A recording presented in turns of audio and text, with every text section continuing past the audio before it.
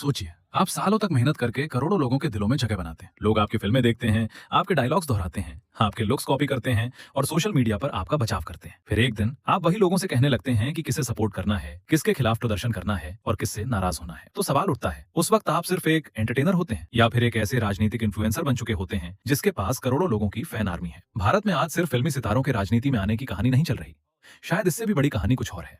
क्या राजनीति अब सेलिब्रिटी फैंडम को इस्तेमाल करना सीख रही है? तमिल सुपरस्टार विजय को ही देखिए। एक सुपरस्टार की जबरदस्त फैन फॉलोइंग धीरे धीरे राजनीतिक मोबिलाइजेशन में बदलती गई। इसका सफर लगभग ऐसा रहा, स्क्रीन का हीरो, फैन क्लब, सामाजिक संगठन, राजनीतिक आंदोलन। ये अपने आप में गैर कानूनी नहीं है, लेकिन इससे लोकतंत्र के सामने एक बेहद अहम सवाल जरूर खड़ा होता है। जब कोई व्यक्ति किसी नेता को इसलिए फॉलो करता है क्योंकि वो पहले उसका पसंदीदा अभिनेता था, तो वो वोट किसे दे रहा है? नीतियों को देखकर या उस किरदार को देखकर जिससे उसे कभी प्यार हुआ था? और विजय अकेले उदाहरण नहीं है। कंगना रनौत चुनावी राजनीति में आई, नसीरुद्दीन शाह भी कई बार सामाजिक और राजनीतिक मुद्दों पर खुलकर अपनी राय रखते रहे हैं। सोनाक्षी सिन्हा को भी सार्वजनिक राजनीतिक रुख को लेकर आलोचना का सामना करना पड़ा है, खासकर जंतर मंतर पर सीजेपी से जुड़े विरोध प्रदर्शनों के दौरान और कुछ दूसरे विवादों पर उनकी चुप्पी को लेकर। और फिर आता है एक और बड़ा राजनीतिक फ्लैश पॉइंट, कॉकरोच जनता पार्टी यानी सीजेपी।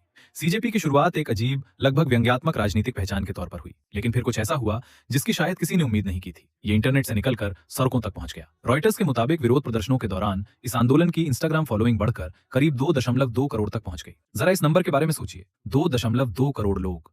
ये सिर्फ एक ऑडियंस नहीं है, ये एक पूरा राजनीतिक डिस्ट्रीब्यूशन नेटवर्क है। शबाना आजमी, प्रकाश राज, स्वरा भास्कर, पी चिदम्बरम और कई दूसरे सार्वजनिक चेहरों ने सीजेपी से जुड़े विरोध प्रदर्शनों का समर्थन किया या उनमें हिस्सा लिया। वहीं सोनाक्षी सिन्हा समेत कुछ सितारों के भी इस आंदोलन के समर्थन में होने की रिपोर्ट सामने आई। और यहीं एक बड़ा बदलाव दिखाई देता है। कोई राजनीतिक आंदोलन अब सिर्फ संगठन नहीं बना रहा, वो ऑडियंस बना रहा है। और डिजिटल दौर में इन दोनों के बीच का फर्क बहुत महत्वपूर्ण है, क्योंकि आज फॉलोअर्स कुछ ही समय में फुट सोल्जर्स बन सकते हैं। फिर आया इंडिपेंडेंस डे 2026। लाल किले से प्रधानमंत्री नरेंद्र मोदी ने अपने भाषण में दिमागी नक्सल शब्द का इस्तेमाल किया। उन्होंने ऐसे लोगों का जिक्र किया जिनके बारे में उनका कहना था कि वे नक्सली या माओवादी सोच रखते हैं और समाज को हिंसा और अशांति की तरफ धकेलने की कोशिश कर रहे हैं। उन्होंने कहा कि ऐसे लोगों की पहचान कर उन्हें अलग थलग करने की जरूरत है। इसके बाद राजनीतिक माहौल गर्मा गया। पी चिदम्बरम ने जवाब देते हुए कहा, I am proud to be a दिमागी नक्सल। फिल्म इंडस्ट्री से भी प्रतिक्रियाएं आईं। प्रकाश राज ने इस टिप्पणी पर हमला बोला। अनुराग कश्यप ने भी इसका विरोध किया। और देखते ही देखते प्रधानमंत्री के इंडिपेंडेंस डे भाषण का एक शब्द सोशल मीडिया पर सेलिब्रिटी बनाम राजनीति की नई बहस में बदल गया। अब जरा रुकिए, इस पूरे पैटर्न को देखिए।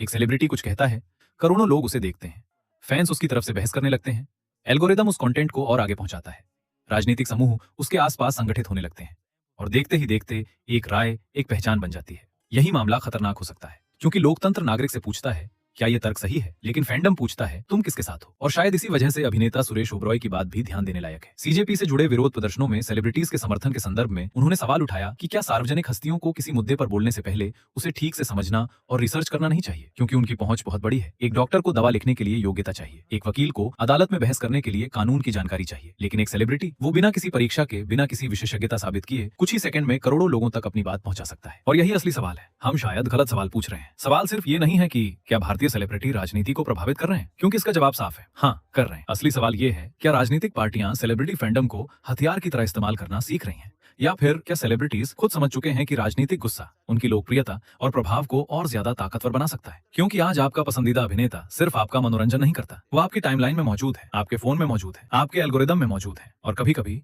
आपकी राजनीतिक सोच के बिल्कुल बीच में भी मौजूद होता है। इसलिए अगली बार जब आपका पसंदीदा अभिनेता या सेलिब्रिटी आपको पुरसाए कौन सही है कौन गलत है, किससे नफरत करनी चाहिए और किसके खिलाफ खड़ा होना चाहिए, तो तुरंत उसका पक्ष लेने से पहले खुद से सिर्फ एक सवाल पूछिए, क्या मैं सच में इस तर्क से सहमत हूँ? क्योंकि जिस दिन एक फैन सवाल पूछना बंद कर देता है, उस दिन वो सिर्फ फैन नहीं रहता, वो फॉलोअर बन जाता है।